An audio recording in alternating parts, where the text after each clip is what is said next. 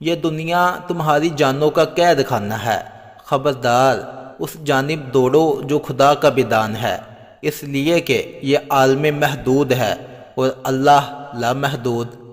زخم وہ جگہ ہے جہاں سے روشنی آپ کے اندر داخل ہوتی ہے۔ جب انسان کی آنکھوں سے آنسو بہتے ہیں تو اس پر رب کی رحمت برستی ہے۔